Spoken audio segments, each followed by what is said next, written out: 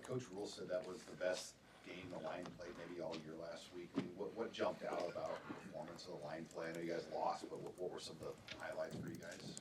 Yeah, I thought that we did a good job of finishing on our guys. We got challenged last week not to be outworked, and we came into this week with that mindset. It's like no one's going to outwork us. So that started with practice, with preparation, and just brought that to the game. And I thought we did a good job with that. I feel like you have your feet under you now with a few games at that spot. Yeah. First game, shaking off some rust from that tackle position, but I feel like I'm comfortable now, and I'm seeing the defense a lot more clearly. So making communication or making calls that we need to make, and it's just each game you got to get better and better. So it's something to always improve on. How reliable has Ben Scott been?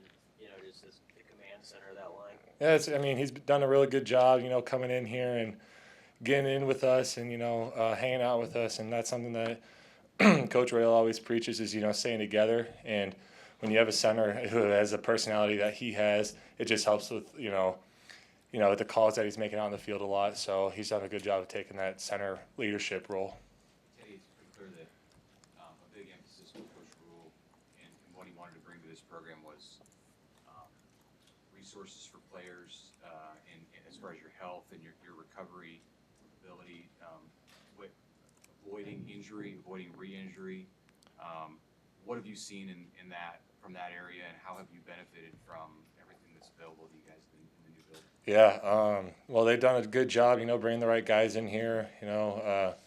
Mitch and Hobbs, they've done a real good job of, kind of watching out for signs of potential risk or something like that. So when I was coming back from my shoulders, like certain things I couldn't do, they're like, all right, we're just going to come over here, and we have a super fun thing called the pit, where if you're an injured guy, you're going to go over there and you're going to keep working out. So, you're not just sitting on the side, but you're still getting work while you're down or while you're out.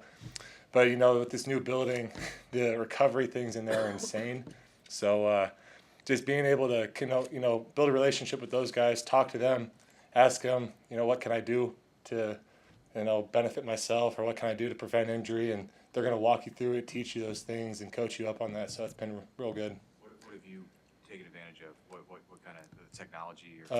So we got the huge cold tub. I'm always in there. We got red light beds, compression boots, new Theraguns that, just massage things out. They got whole new training room in there too, that, a bunch of new equipment in there that we can use to, build strength in certain parts of your body. So I've just kind of been smorgasbord, just use it all.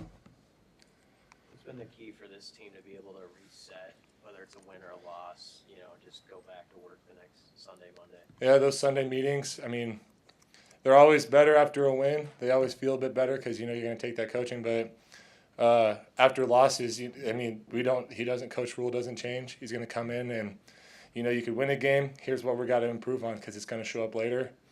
You lose a game. This is why we lost, but we have to be able to improve on those things. And just coming in with that mindset of, all right, this is what they beat us on. We got to take that in and improve on that and other things outside of that in the next week. What was it like to have Ethan on the sidelines this week? Good.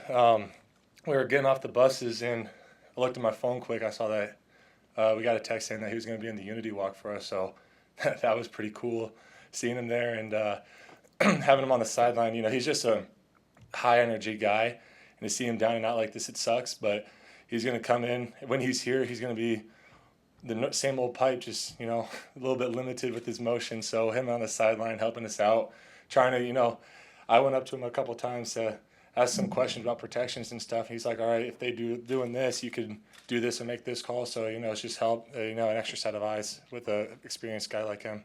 When you have three quarterbacks working through injury and turnovers and things, what can your role be as an offensive lineman to show support and be there for them? Just tell them, be there with them. Like, we got you. We're going to, protect our ass off to make sure that you have clean pockets and stuff like that. You just, kind of support them through it. And they're all working super hard. And I trust all of them to do their job and get it done. So, just kind of be there for them and talk to them a little bit. What do you think of the toughness Nuri's shown? I mean, he only missed 1 week due to that injury, coming right back out here playing the whole game again. Yeah, no, Nuri's he's a hard-headed guy, and I kind of laughed for a second when he first told me that he's going to be back in a week. Like, he got the surgery and he came back. He's like, yeah, I could probably practice Thursday. I was like, are you sure? Are you sure you're going to do that? And he's like, yeah, I'm going to do it. So, that just shows how much like care he has for this program and other guys that are just battling to try and get back. Marquise Buford battled all season to get back, and Nuri's just kind of one of those guys that he's going to do what it takes to get back on the field. Talk about Wisconsin, just Yeah. this game is kind of a rivalry, there's a trophy in line. What do you know about the Badgers and kind of the history of this series? Nebraska's never won in Madison since they joined the conference. Yeah, I mean, they're a tough team, and Coach Donnie told us about how their backstory being a tough team and how they kind of modeled back in the '90s based off what Nebraska was doing. We're going in with mindset of we got to out physical, just be more dominant on the offensive line side of things, and we know that they're going to bring some pressures, but we just got to be able to have our eyes up, focus, and make the adjustments that we need to make. Does he talk about his time at Wisconsin a lot with you guys?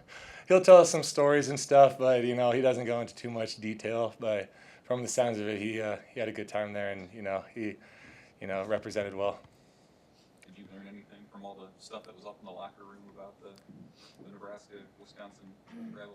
I haven't got a chance to look at it yet, but I saw some things hanging up, so I was probably going to go through and look at those. I saw some. I was asking this morning. I was like, "What's that about?" But I saw the trophy. I was like, "Oh yeah, this is a trophy game." So, I'll go read up on that.